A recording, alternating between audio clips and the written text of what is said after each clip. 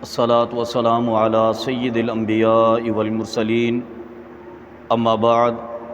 فاعوذ باللہ من الشیطان الرجیم بسم اللہ الرحمن الرحیم قال اللہ تبارک و تعالی فی الکلام المجید والفرقان الحمید ان اللہ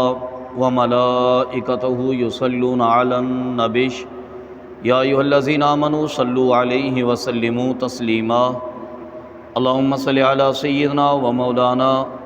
محمد وعلی آل سیدنا و مولانا محمد وبارک وسلم۔ بے پائے حمد و ثنا خالق لم یزل اللہ رب العالمین جل جلالہ کی بعد ازاں کروڑوں درود و سلام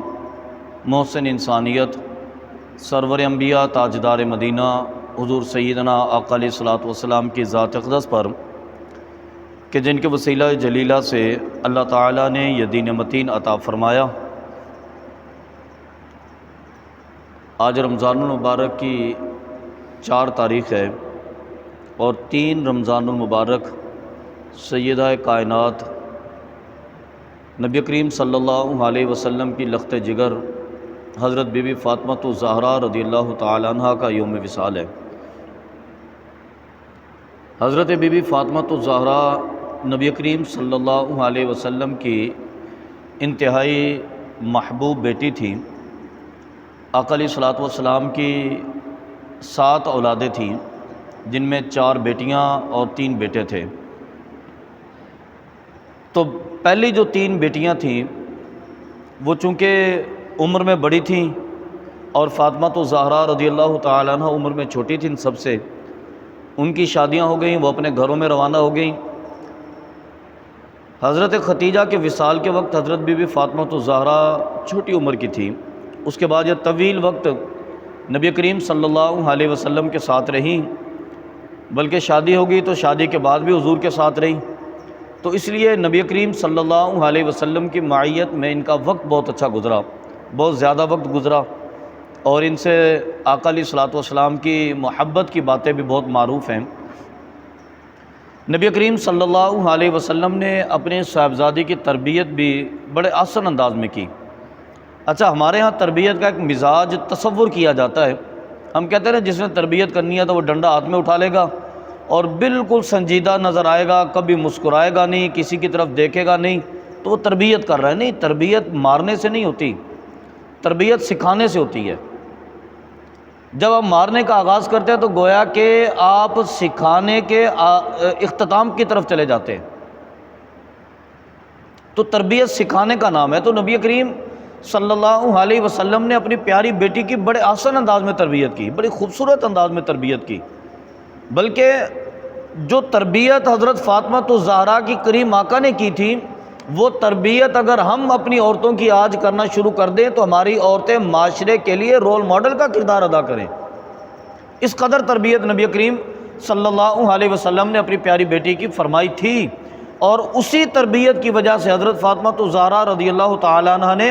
اپنے گھر کو اس قدر شاندار انداز میں گزارا، اس شاندار انداز میں چلایا کہ احساس ہوا کہ اگر عورت تربیت یافتہ ہو تو گھرانہ خوشیوں کا گہوارہ ہوتا ہے، اور اگر عورت تربیت یافتہ نہیں ہوتی تو گھر کے اندر ہزاروں قسم کی سہولیات اگر میسر آ جائے نا تو پھر بھی آپ یقین مانیں اس گھر میں راحتیں اور سکون میسر نہیں آتا۔ سب سے بنیادی بات ہے یہ، میں سمجھتا ہوں بلکہ حرف آخر ہے یہ۔ اس کے بعد آپ سمجھ لیں کہ کوئی اور تعویل اور کوئی گنجائش نہیں نکل سکتی۔ اگر عورت تربیت یافتہ ہوگی تو پورے گھر کا سسٹم بہترین ہو جائے گا، اور عورت تربیت یافتہ نہیں ہوگی، دنیا کی ساری سہولیات آپ وہاں پر لا کر جمع کر دیں، اب یقین مانیں اس گھر میں راحت و سکون نہیں آ سکتا۔ نبی کریم صلی اللہ علیہ وسلم نے اپنی پیاری بیٹی کے ساتھ محبت بھی بہت کی، ان کی تربیت بھی بہت فرمائی، حتیٰ کہ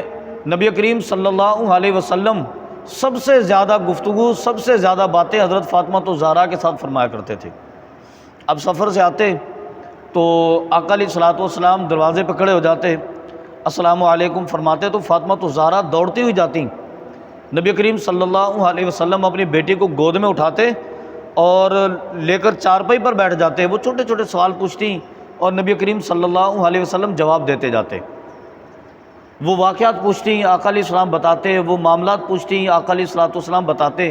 یہ نبی کریم صلی اللہ علیہ وسلم کی پوری زندگی کا طرز عمل تھا۔ ہمیشہ آقا علیہ السلام اپنی پیاری بیٹی کے ساتھ یہی طرز عمل اختیار کرتے رہے۔ بلکہ روایت کے اندر آتا ہے کہ نبی کریم صلی اللہ علیہ وسلم کی عادت مبارکہ یہ بھی تھی کہ جب آپ سفر پر جانے لگتے تو سب سے آخر میں حضرت فاطمہ الزہرا سے ملا کرتے تھے، سب سے آخر میں، اور جب سفر سے واپس آتے تو سب سے پہلے بی بی فاطمہ کے گھر میں جاتے تھے۔ ایک مرتبہ حضرت علی رضی اللہ تعالیٰ عنہ تشریف لائے اور انہوں نے آ کے فاطمہ الزہرا کو بتایا کہ نبی کریم صلی اللہ علیہ وسلم آنے والے ہیں۔ تو فاطمہ الزہرا جلدی سے اٹھی، اور کیونکہ آقا علیہ السلام کی عادت یہ بھی تھی کہ جب کہیں باہر سے آتے تھے نا تو اگر رات پڑ جاتی تو پھر آپ شہر کے باہر خیمہ لگا لیتے۔ سویرے سویرے فجر کی نماز کے ٹائم پہ نبی کریم پہلے مسجد میں تشریف لاتے، صحابہ کرام کے پاس، وہاں نماز ادا ہوتی، اس کے بعد نبی کریم صلی اللہ علیہ وسلم اپنے گھروں کی طرف جہاں بھی جانا ہوتا تشریف لے کے جاتے۔ تو حضرت علی نے بتایا تو حضرت بی بی فاطمہ الزہرا نے گھر کی صفائی کی، نبی کریم صلی اللہ علیہ وسلم کے آرام کے لیے بستر تیار کیا، انتظار میں بیٹھ گئی۔ آقا علیہ السلام جب تشریف لائے تو حضرت فاطمہ الزہرا نے حضور کے مبارک ہاتھوں کو پکڑا تو کام کی وجہ سے آقا علیہ السلام کے ہاتھ کچھ کھردرے ہو رہے تھے، تو چارپائی پر بٹھا کر حضرت علی نے عجیب ماجرا یہ دیکھا کہ آج ہاتھ پکڑ کے آقا علیہ السلام کے چومے اور آنکھوں سے لگا، اور فاطمہ الزہرا رونے لگی، اس قدر روئیں کہ آپ کا چہرہ مبارک آنسوؤں سے بھر گیا، تکلیف کی کیفیت میں، دکھ کی کیفیت میں۔ عرض کرتے ہیں کہ ابا جان کیا وہ وقت آئے گا کہ آپ کبھی آرام سے بھی بیٹھیں گے؟ میں نے عالم بچپن سے لے کر جوانی تک دیکھ لیا، مسلسل مشقت میں آپ کی زندگی ہے، انتھک محنت آپ کرتے ہیں، تکلیفیں آپ برداشت کرتے ہیں، میں چاہتی ہوں کہ تھوڑا وقت آپ آرام سے گھر میں بھی بیٹھ جائیں، کچھ سکون کے ساتھ کچھ اپنے من پسند کھانے کھائیں، آرام کے ساتھ آپ بستر پر لیٹا کریں، آپ کو کوئی کام نہ کرنا پڑے، کوئی مشقت برداشت نہ کرنی پڑے، کوئی تکلیف برداشت نہ کرنی پڑے، کوئی ایسا وقت آئے گا۔ تو نبی کریم صلی اللہ علیہ وسلم نے فاطمہ الزہرا کو اٹھا کر اپنے ساتھ بٹھایا اور فرمایا کہ فاطمہ، اللہ تعالیٰ نے جو ڈیوٹی ہماری لگائی ہے نا، اس میں آرام ہے ہی نہیں۔ جب تک کہ دنیا کے کونے کونے تک اسلام کا پیغام نہ پہنچ جائے میں آرام سے بیٹھ ہی نہیں سکتا، بلکہ دنیا کے ہر کونے میں پڑا ہوا پتھر اگر میرے دین کا کلمہ نہ پڑھ لے میں تب تک آرام سے نہیں بیٹھ سکتا۔ ہماری زندگی میں تو آرام ہے نہیں، اللہ تعالیٰ نے جو مجھے ڈیوٹی عطا فرمائی ہے میری زندگی اسی انداز میں گزرے گی، لیکن فرمایا کہ تمہیں اللہ کی بارگاہ میں صبر کرنا ہوگا،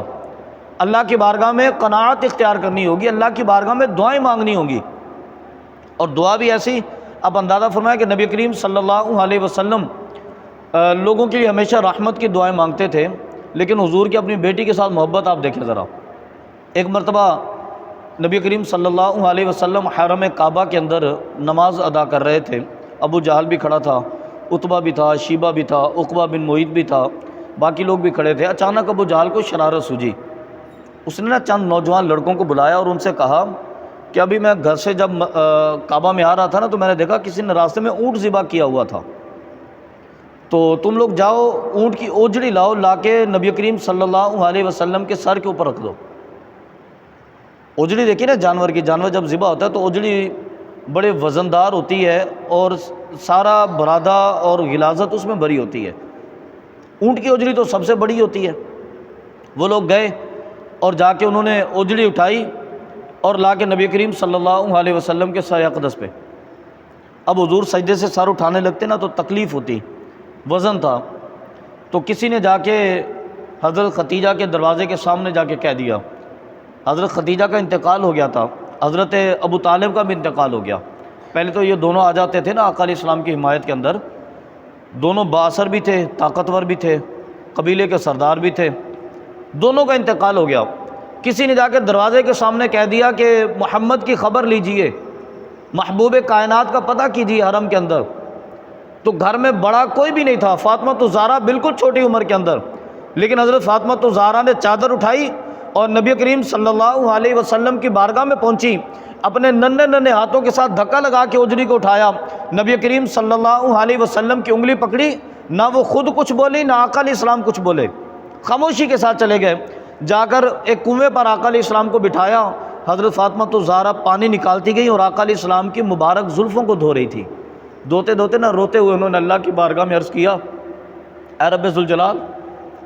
جس بندے نے میرے پیارے بابا جان کو تکلیف دی ہے،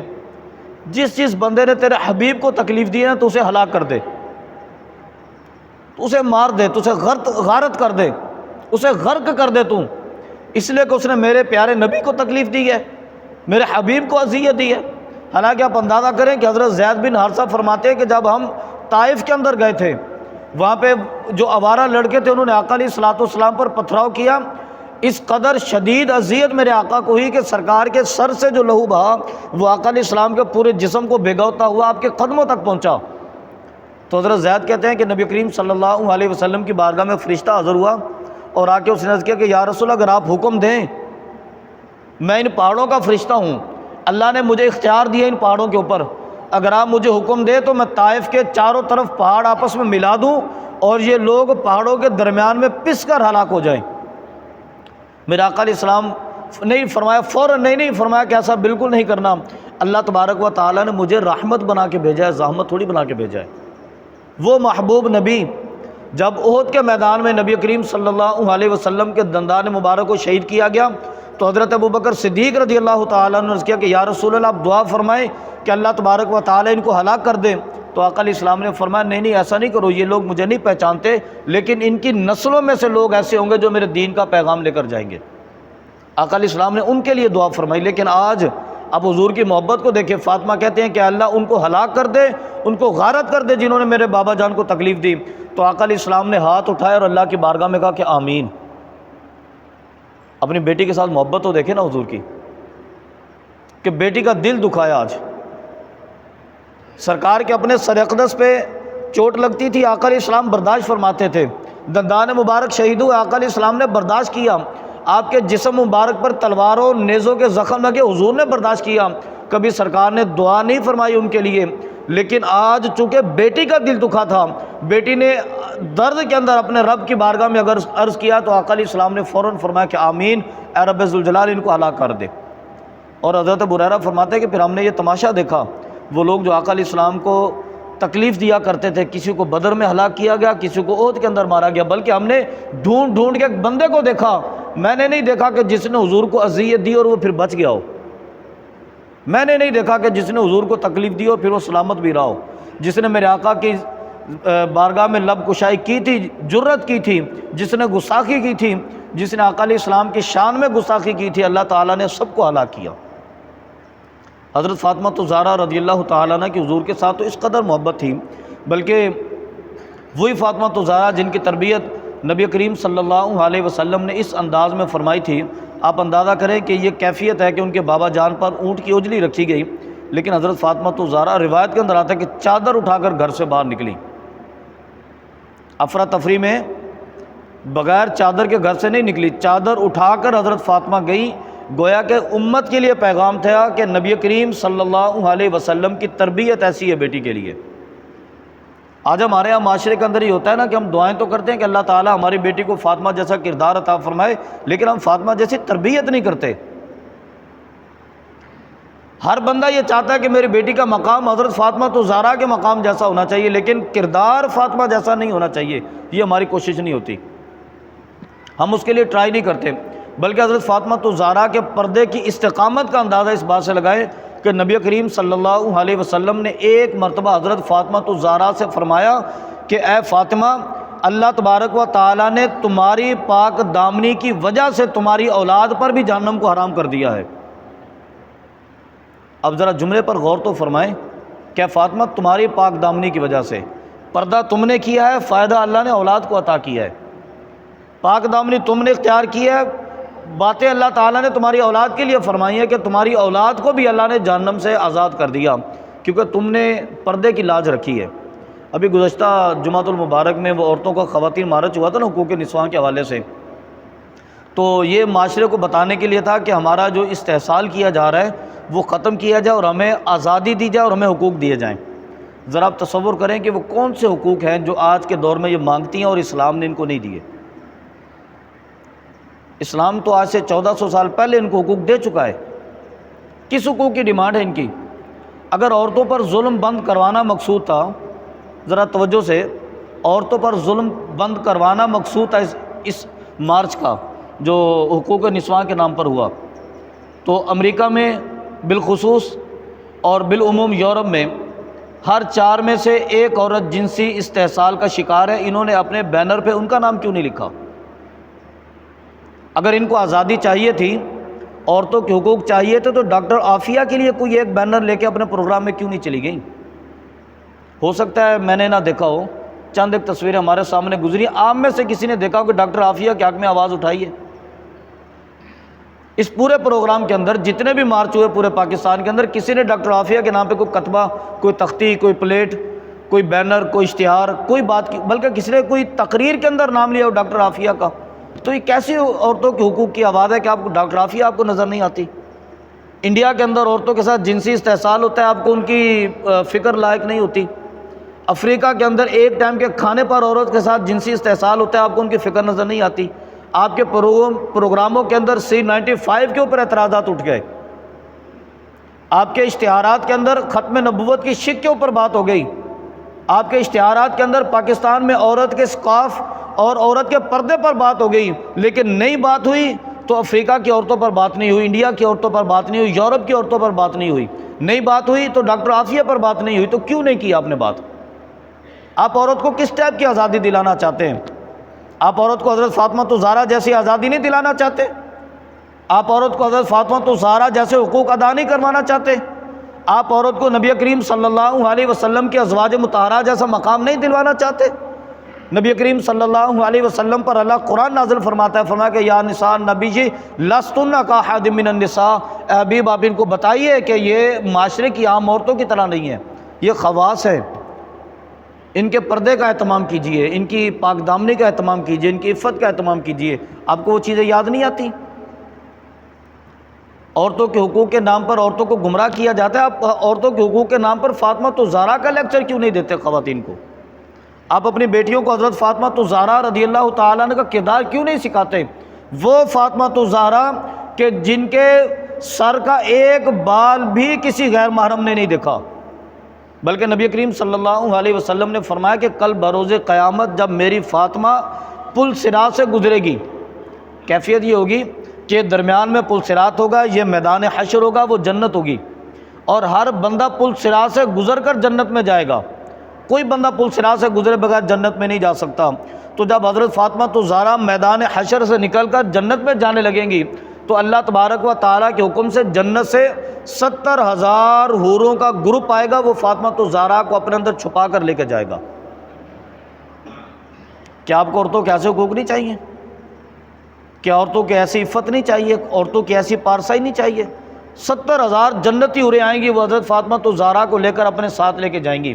تو آپ تو دعا کیا کرے کہ اللہ ہماری بیٹی کو ایسا کردار عطا فرمائے، ایسی عظمت عطا فرمائے۔